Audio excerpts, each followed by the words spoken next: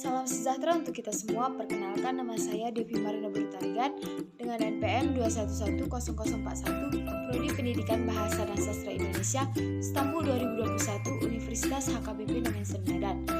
Tugas ini saya buat untuk memenuhi satu tugas mata kuliah perkembangan peserta didik yang diampu oleh Ibu dosen Renita Brusaragi, SPD MPD. Di dalam video ini saya akan menjelaskan tentang perkembangan peserta didik. 1. Pertumbuhan. Pertumbuhan adalah perubahan kuantitatif berupa pembesaran atau pertambahan dari tidak ada menjadi ada, dari kecil menjadi besar pada material sesuatu akibat dari tidak adanya pengaruh dari lingkungan. Contoh, munculnya gigi baru, semakin bertambahnya jumlah gigi, dan semakin bertambahnya tinggi badan. 2. Perkembangan. Perkembangan adalah suatu proses perubahan ke arah kedewasaan atau pematangan yang bersifat kualitatif, ditekankan pada segi fungsional akibat adanya proses pertumbuhan material dari hasil belajar dan biasanya tidak dapat diukur. Contoh, kematangan sel dan sperma, munculnya kemampuan berdiri dan berjalan. 3. Perkembangan otak. Perkembangan otak yang sedang tumbuh melalui 3 tahapan, mulai dari otak primitif atau action brain fisik untuk bertahan hidup, mengelola gerak refleks, mengendalikan gerak motorik, memantau fungsi tubuh, dan memproses informasi yang masuk dari panca indera. Berikut ini masa-masa perkembangan otak anak yang dapat kita manfaatkan untuk memaksimalkan perkembangan kecerdasannya. A. Perkembangan motorik selama kehamilan sampai dengan 5 tahun. B. Perkembangan emosional sejak lahir hingga 2 tahun, paling sensitif antara 10-18 bulan. C. Penglihatan sejak lahir hingga 2 tahun, terutama antara 2-4 bulan dan 8 bulan. Faktor yang mempengaruhi perkembangan anak dapat dikelompokkan menjadi 2, yaitu faktor internal dan faktor eksternal.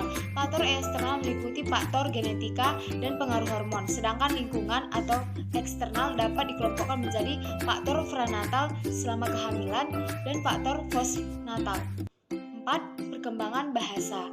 Sesuai dengan fungsinya, bahasa merupakan alat komunikasi yang digunakan oleh seorang dalam pergaulannya atau hubungannya dengan orang lain. Bahasa merupakan alat bergaul, oleh karena itu penggunaan bahasa menjadi efektif sejak seorang individu memerlukan berkomunikasi dengan orang lain. Bahasa telah berkembang sejak anak berusia 4-5 bulan. Orang tua yang bijak selalu membimbing anaknya untuk belajar berbicara, mulai dari hal yang sederhana sampai anak memiliki keterampilan berkomunikasi dan mempergunakan bahasa. Oleh karena itu, bahasa berkembang setahap demi setahap sesuai dengan pertumbuhan organ pada anak. 5. Perkembangan moral. Istilah moral biasanya digunakan untuk menentukan batas-batas sesuatu perbuatan, kelakuan, sifat, dan perangkat yang dinyatakan benar, salah, baik buruk, layak atau tidak, patut maupun tidak patut. Ada beberapa proses pembentukan perilaku moral dengan sikap anak, imitasi, intelektisasi, kemandirian, dan ketergantungan.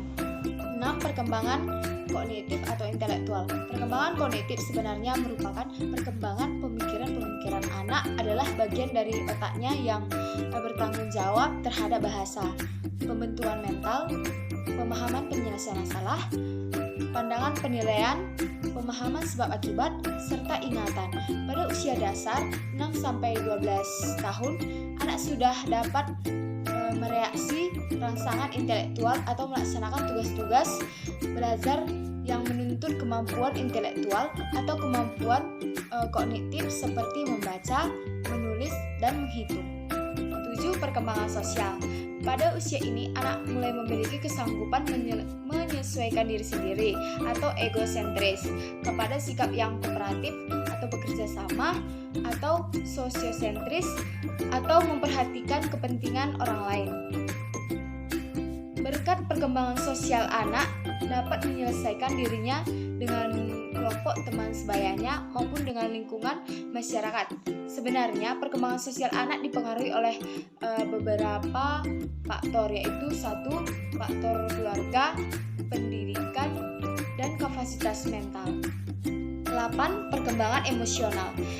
Emosi dapat dirumuskan sebagai suatu keadaan yang berlangsung dari organisme, mencakup perubahan yang didasari yang mendalam sifatnya dan perubahan perilaku. Emosional berbeda satu sama lain karena adanya perbedaan jenis kelamin, usia, lingkungan, pergaulan, dan pembinaan orang tua maupun guru di sekolah. Emosi merupakan faktor dominan yang mempengaruhi tingkah laku individu. Dalam hal ini termasuk pula perilaku, belajar mengingat hal tersebut. Guru hendaknya mempunyai kepedulian untuk menciptakan situasi belajar yang menyenangkan atau kondisif dengan terciptanya proses belajar mengajar yang efektif. Adapun faktor-faktor yang mempengaruhi perkembangan emosi. Perkembangan emosi mereka bergantung pada faktor kematangan dan faktor belajar. Kematangan dan belajar terjalin erat satu sama lain dalam mempengaruhi perkembangan emosi. 9. Faktor yang mempengaruhi perkembangan nilai, moral, dan sikap. Di dalam usaha membentuk tingkah laku sebagai pencerminan nilai-nilai hidup tertentu, ternyata bahwa faktor lingkungan memegang peran penting. Yang sangat penting adalah unsur lingkungan berbentuk manusia yang langsung dikenal atau dihadapi oleh seseorang sebagai perwujudan dari nilai-nilai tertentu. 10. Perkembangan intelek. Intelek adalah akal budi atau inteligensi yang berarti kemampuan untuk meletakkan hubungan dari proses berpikir selanjutnya. Dikatakan bahwa orang yang dapat menyelesaikan persoalan dalam waktu yang lebih singkat, memahami masalahnya lebih cepat dan cermat, serta mampu bertindak cepat. 1. Perkembangan kognitif tahap operasional konkret Piaget.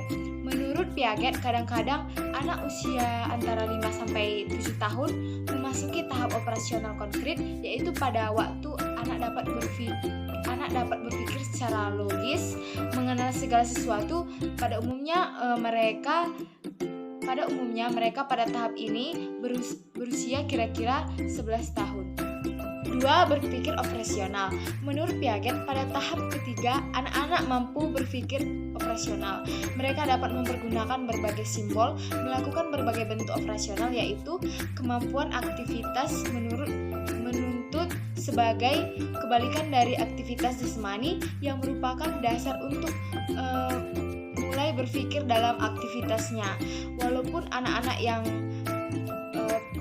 pre-operasional dapat memuat pernyataan mental tentang objek dan kejadian-kejadian, sekalipun tidak dapat dalam seketika, cara belajar mereka masih terikat pada pengalaman fisik. 3. Konservasi. Konservasi adalah salah satu kemampuan yang penting yang dapat mengembangkan berbagai operasional pada tahap konkret. Dengan kata lain, konversi adalah kemampuan untuk mengetahui bahwa dua bilangan yang sama akan tetap sama dalam substansi, berat atau volume selama tidak ditambah atau dikurangi. Hanya ini yang bisa saya sampaikan. Jika ada kata yang salah, mohon dimaafkan. Sekian dan terima kasih.